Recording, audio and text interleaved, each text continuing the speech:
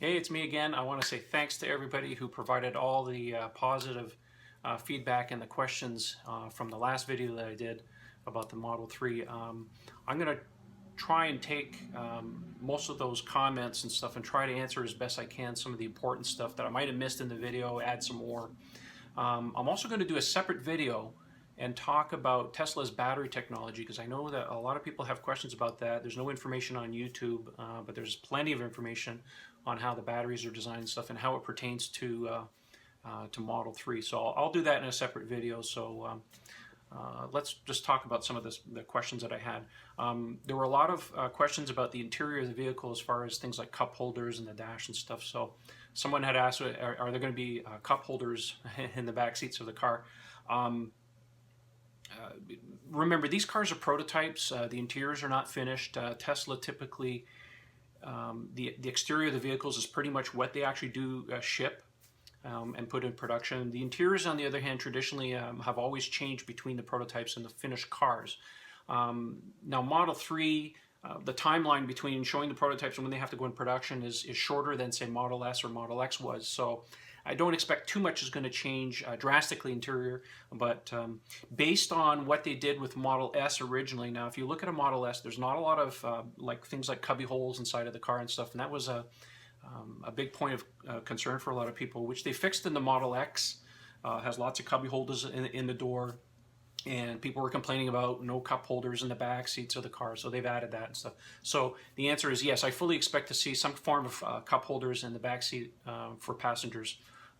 But we'll have to wait. It'll be at least a year before we see the final production vehicle to see exactly what they've done in the interior.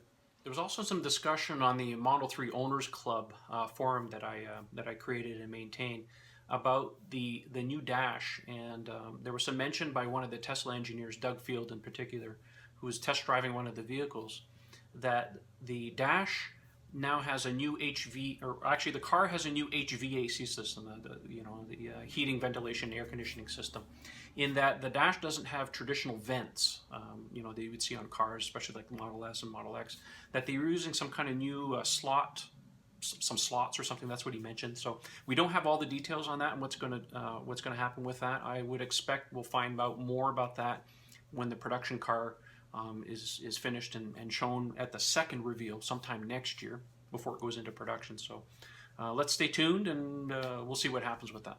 Someone else had asked about, see, the center screen now is 15 inches and horizontal rather than 17 inches. So people were saying, well, what about the binnacle? There's no binnacle, which is sort of the gauges in front of the dash. And the Tesla engineers, Doug Field in particular, had mentioned that they put the speedometer and stuff on the main screen up in the top left-hand corner. And of course, being software updatable for right-hand drive cars, they would move that over to the other side. Someone had asked, are they going to do some kind of HUD, heads-up display, where they would put a screen built into the dash where the speedometer and autopilot information, whatever, would be reflected, on the windshield. I don't know, maybe. I wouldn't put it past them to do something like that. It depends on the feedback. So if that's something you'd like to see, send a Twitter off to Elon and suggest that. We'll have to wait and see if that happens or not. Another question, supercharging. Everybody's asking about supercharging. So for those of you who don't know, or are new to this, because this video is really geared for people who put down reservations for Model 3 who really haven't been exposed to Tesla all that much and how they do things. So Tesla's supercharging are super high-powered, fast-charging stations that are all over the world, and that allows their Model S and Model X cars to get half a charge in as little as about 20 minutes. It's a DC to DC charging mechanism. It's very, very fast. So all Model S and Model X cars have a supercharging port. The other question was, where is this port located? Unlike other vehicles, they don't have like a little gas cap thing. I'll show you a clip here in the bottom. The charge port is located in the tail light on the left side of the vehicle. So is this where the charger is going to be? Yeah. And you can open the charge port either through the key fob or the remote app or on the dash of the screen inside the vehicle. So that's where the supercharger is located. Now, there was some talk about whether supercharging would be included in the Model 3. We don't know that for sure. When Elon got on stage and said supercharging was included, Model 3s will come with supercharging I standard. think he was really referring to the hardware or the capability to supercharge. Whether it would be free or not, we don't know yet. I have a feeling, and I should backtrack a little bit. On the website, after he said that, they had changed the website wording from supercharging to supercharging capable. When the Model S, for example, when it first came out, there was two battery sizes, 60 kilowatt and an 85 kilowatt. The 60 kilowatt equipped vehicles had supercharging capable, but it was not enabled by default. You had to pay an extra fee to get that either at purchase or afterwards to be able to use the superchargers. Now, when they upgraded the vehicles to 70 kilowatt and of course now the 90 kilowatt, the supercharging is included. It's a high price vehicle, so that fee is kind of built into the car and off you go. What we don't know yet is whether they are going to include that capability to use it for free in the Model 3. I think all indications is that Tesla would really like to do this, but I think they have to weigh out the cost of the car and how many orders they get and stuff, and figure out the whole congestion issue, which of course is being taken care of by doubling the size of the supercharger network by the end of 2017. So it's up in the air as far as what they do with that. We'll have to play it and see what happens with that. Okay, so someone else had asked about deliveries. How's it going to happen? Oh, this is a really big question. Tesla was certainly caught short. They didn't expect this many pre-orders on the vehicle. So they've since clarified what they're going to do. First, they're going to build vehicles and start deliveries on the West Coast because, of course, their factories in Fremont, California.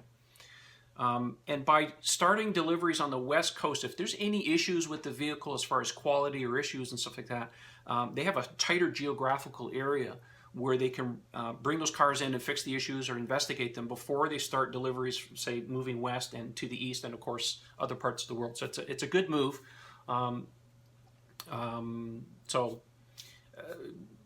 Once they start West Coast deliveries, then they will just move into geographical areas and move out that way. So that's ostensibly how they largely started with Model S and Model X. So it's a formula. It works for them, so expect that. Now, as far as when you can get your car, nobody knows. Of course, with this many pre-orders, I'm sure the boardrooms at Tesla are scrambling right now to try to figure out how to get the production ramp up to a position where they can deliver as many cars as humanly possible. Because with, by today's standards, probably over 300,000 orders have been placed for this car. Wow.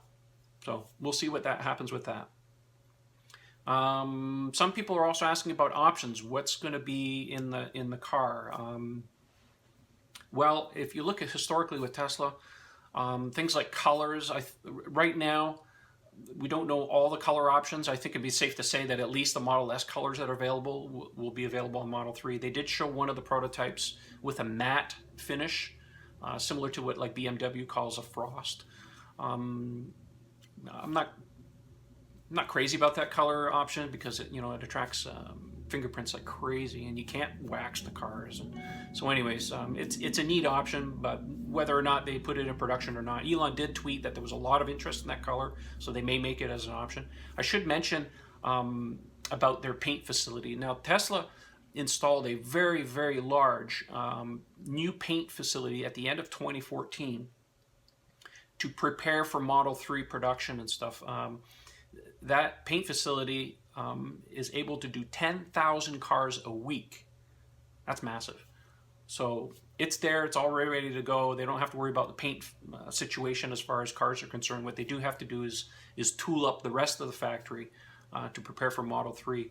I think we're going to see tooling information and production schedules a little bit later this year based on what they did for Model X expansion, Model S expansion. That happened at the end of 2014, and it took about a year before Model X came into production. So I would say probably sometime this year, for the tooling situation. Someone asked about dual motors. That's a very good question. So with a Model S and a Model X, it's available in a single motor and a dual motor. Well, not the X, it's only dual motor. One of the advantages of Tesla's drivetrain is because it's not mechanically linked like any other SUV where you'd have a drive shaft and all the other stuff, is that they can instantaneously change the drivetrain traction from front to rear or both, like immediately based on conditions and slippage and all the other stuff. So what happens is that with a car with a dual drivetrain, a front motor and a rear motor, especially for things like Model 3 and Model S and Model X, is that it actually increases range by approximately 5%. And the reason for that is that when you're traveling at highway speeds and you're just cruising along, you don't need the big motor in the back driving the car. The front motor can take over at a lesser draw, electrical draw.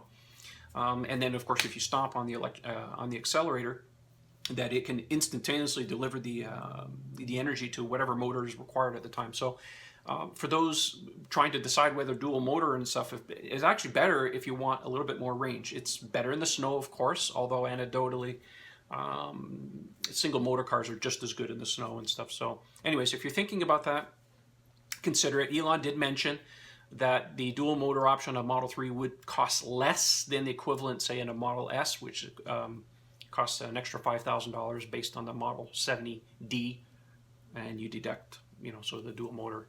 So that's good news. Options pricing. I think if you plan based on Model S options pricing, you'll be in a good position financially to figure out what you can afford and what you can't afford. However, I think based on the fact that Model 3 is supposed to be a mass market car and economies of scale come into play, that we might be in for a good surprise. I think the pricing for most of the Model 3 options will be quite a bit less. So keep my fingers crossed on that. But I think it's safe if you budget for the higher prices on Model S and then be pleasantly surprised as far as the costs are with Model 3. I think you'll be in a good position. Lastly, someone had asked about Tesla's delays. Now, I think what's happened here is that, let's take a few minutes and talk about this. Delays. The media has made a big deal about Tesla's delays, especially about Model X. And how's that going to affect Model 3 and stuff? So let's talk a little bit about history as far as delays are concerned. And I think to put it into context, I think it'll better understand where Tesla's at today. When Tesla first started out, they didn't have many resources. They only had a handful of employees and stuff. And when they put the Roadster in production in 2008, they were hand building those vehicles in Menlo Park. Over the course of about 4 years, they made about 2,600 of those cars. And they were all essentially hand assembled. They had no production line and stuff like that. It was basically in the back of their facility. While they were selling the Roadster, they were also designing Model S. Now, at the time, they didn't even have a factory lined up for Model S. They didn't know how they were going to do production. So they were kind of saying, well, it'll be 2 years, it'll be 3 years, whatever the case may be. So that was a bit of an unknown. And of course, they had a couple of delays and stuff like that. But largely, Model S was more or less on time in the grand scheme of things. Then what happened is they introduced the Model X. Now, they showed the Model X prototype in February 2012. Remember, Model S did not go into production, full production, until later in 2012. So what happened is that when they showed the Model X, they were saying, oh, it'll be available in 2013. But what happened is when the Model S won Car of the Year, Motor Trend's Car of the Year in 2013, their sales went through the roof. And they were caught flat-footed. They didn't have enough battery cells to produce those vehicles. They didn't have the production capability in the factory to build all those vehicles. So they were caught completely off guard with Model S demand. And all of their resources were focused on the production ramp for Model S. So they really had to take Model X and kind of set it over to the side and work on it when they had some spare time. In that almost 4 years since the introduction of the Model X prototype and when it went in production, they went crazy with that car, with the glass and the Falcon wing doors and the HEPA filter, dual motor drive. Now the dual motor drive is interesting because even though it was destined for Model X, they had finished it earlier, so they put it into Model S. So it was an over-engineered car, so that added to delays. And then we also found out that the Model X's Falcon Wing doors were farmed out. The design was farmed out to a German company, and anyways, they were supposed to produce some prototype doors, and it didn't work out. So that set back Tesla by about 6 months, which is why it was delayed at the start of 2015 for that. And in typical Tesla style, they took the engineering upon themselves, brought it in-house. The other delay that happened too is that the middle row seats on the Model X were so complicated and so fancy that their seat supplier couldn't meet demand. They couldn't come up with prototypes. So again, they did the usual. They brought that manufacturing in-house. So they had to tool up for that too. So that added more delays. So the long story short is Tesla has learned a lot about manufacturing. You know, you're never going to over-engineer another car like Model X again, and so on and so forth. So they've learned from those mistakes, and I'm sure internally they don't want to ever repeat that mistake again, especially with Model 3, because it's the most important car to the company. So Model 3 being on time, deliveries at the end of 2017, I'm sure is set in stone, and they will do everything that they can to get that going. I mean, they're not doing Falcon Wing doors on it. The seats are now internally on the inside the company. They're going to get their suppliers lined up and producing all that stuff. And of course, the Gigafactory has to come online, of course. And I'll talk about that in the next video about the battery technology in the Model X or Model 3. Getting long. Anyways, this video is a little long, so I'm going to cut it short now and just watch, and we'll talk about the battery technology in the next video. Thanks for watching.